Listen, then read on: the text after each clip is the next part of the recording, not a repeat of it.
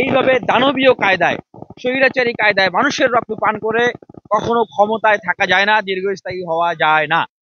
ভবিষ্যতে আর কোন সরকার, আর কোন প্রধান যেন এভাবে স্বৈরাচারী হয়ে না ওঠে, মানুষকে জুলুম না করে, অত্যাচার না করে, মানুষকে অন্যায়ভাবে জেল না খাটায়, মানুষকে শোষণ না করে, মাসুম বাচ্চাদের উপর অত্যাচার না করে, বিশ্ববিদ্যালয় কলেজের ছাত্রদের উপর অত্যাচার না করে। এইটা একটা বার্তা।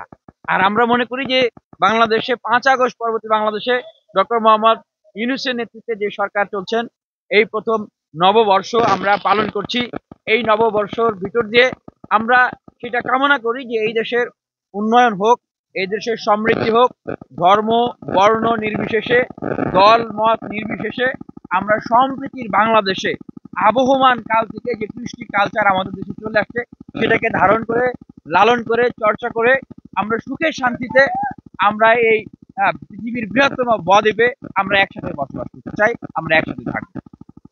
হয় আর অবশ্যই প্রশাসনের জায়গা থেকে সর্বোচ্চ নিরাপত্তা এবং সর্বোচ্চ সতর্ক অবস্থানে আছে। আমরা আশা করছি নির্বিঘ্নে আমরা সে আমাদের আনন্দ শোভাযাত্রা আমরা সমগ্র বাংলাদেশ ব্যাপী আমরা পালন করতে পারবো। পতিত সরকার আফসোস করবে, পাশের দেশে থেকে বসে থেকে এটিই করতে পারবে, এবং চোখের অশ্রু ধরাবে। এছাড়া তাদের আর এই আনন্দ শোভাযাত্রায় আনন্দ করার কোনো সুযোগ নেই। হ্যাঁ, এখানে বিশেষ করে যে গোয়েন্দা সংস্থা, তাদের তো একটা ব্যর্থতা আছেই বটে। আপনারা খোঁজ নিলে জানতে পারবেন যে সেই ভোর রাতে সেই লোকটা কিভাবে ঢুকতো। এখানে তো গার্ড ছিল, তাহলে গার্ডরা কোথায় গেল? খুঁজে দেখেন, অবশ্যই সেখানে তখন গার্ডরা কিন্তু ছিল না। এই যে একটা অবহেলা, একটা গাফলতি গোয়েন্দা সংস্থার, সেই জায়গা থেকে আমি বলবো যে সরকারকে এই জায়গাটায় আরো অনেক বেশি গুরুত্ব দিতে হবে। আর পতিত শক্তিকে, তাদের এজেন্টদেরকে যে বার্তা দিতে চাই যে তোমরা যতই চেষ্টা করো নাশকতা করে, দুষ্কৃতি করে, ভয় দেখানোর জন্য, অস্থিতিশীলতা ক্রিয়েট করার জন্য, এটা তোমরা পারবে না। দেখেন, আমরা মনে করি যে এই যে ডক্টর মোহাম্মদ ইউনূস, উনি এই অন্তর্বর্তীকালীন সরকারের প্রধান উপদেষ্টা হিসেবে আছেন, ওনার অন্তত 5 থেকে 6 বছর থাকা দরকার। এই 56 বছরে বাংলাদেশ যতদূর এগিয়ে গিয়েছে, আমি ব্যক্তিগতভাবে মনে করি যদি উনি 6 বছর বাংলাদেশকে সঠিকভাবে পরিচালনা করতে পারে, তাহলে বাংলাদেশ তার চেয়েও বেশি এগিয়ে যাবে। তবে এখানে যে অন্তর্বর্তীকালীন সরকারের ফরম্যাটটি রয়েছে, এই ফরম্যাটটিকে চেঞ্জ করতে হবে।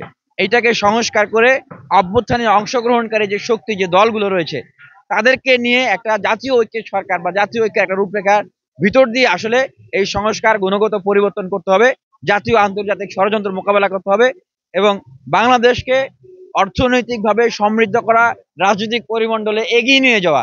এছাড়া মাননীয় প্রধান উপদেষ্টা উনি যদি নেতৃত্ব দেন এবং উনার পাশে যদি এই রাজনৈতিক শক্তিগুলো থাকে, এটা আমি খুবই আশাবাদী এবং আমি আশা করি এটা খুবই সম্ভব। তবে ইন্টারিম গভর্নমেন্টের বর্তমান যে ফরম্যাট আছে, 56টা মিনিস্ট্রি, মাত্র 21 জন উপদেষ্টা আছেন, তার ভিতরে বেশিরভাগেরই রাজনৈতিক অভিজ্ঞতা নাই, অনেকেরই প্রশাসনিক অভিজ্ঞতা নাই।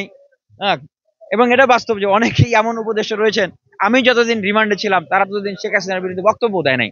তো এই জায়গাগুলোকে সংস্কার করে সত্যিকার অর্থে ডাইনামিক লোকদেরকে, ইয়ং লোকদেরকে সেখানে নিয়োগ দিতে হবে, যারা সত্যিকার অর্থে দেশপ্রেমকে ধারণ করে কাজ করবে, ক্ষমতার জন্য, নির্বাচনের জন্য তাড়াহুড়া করবে না। এটা বাস্তবতা। দেখেন, সবাই কিন্তু এমপি মন্ত্রী কেবলমাত্র হইতে চায় না, সবাই কিন্তু ক্ষমতার পাগল না।